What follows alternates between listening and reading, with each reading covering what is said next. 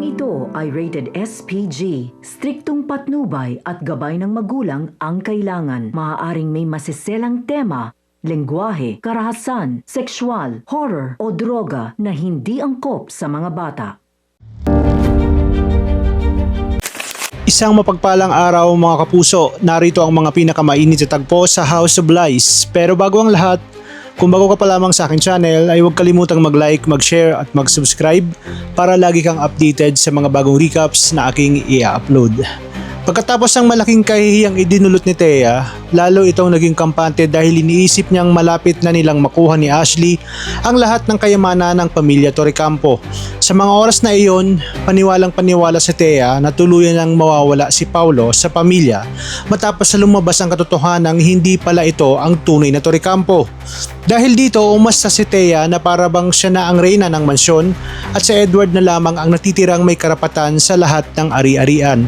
Pagdating ni Edward matapos pakalaya, agad naman nagsalita si Thea sa harap ng lahat.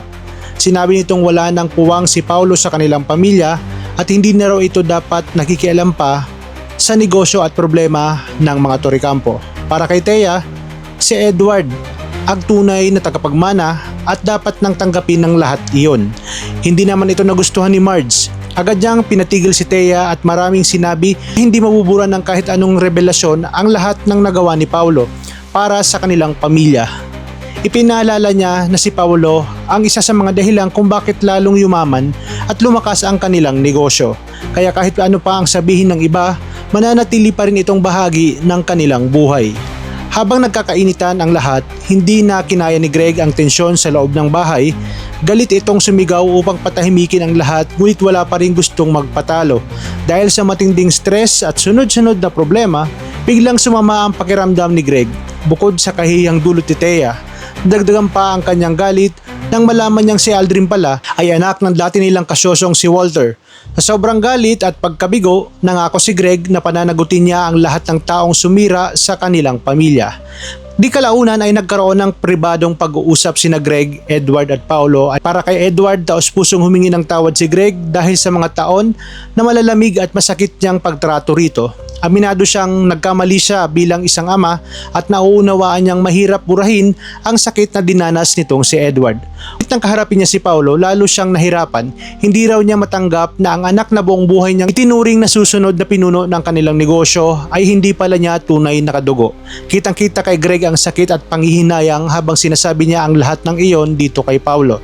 Sa kabila ng sitwasyon na natiling kalmado si Paulo, sinabi nitong handa niyang tanggapin kahit mawalan siya ng mana dahil hindi naman pera ang pinakamahalaga sa kanya. Mabigat pa rin para rito ang pagmamahal at respeto niya dito kay Greg bilang ama. Dito lalo lamang nakaramdam ng awa at guilt itong si Greg.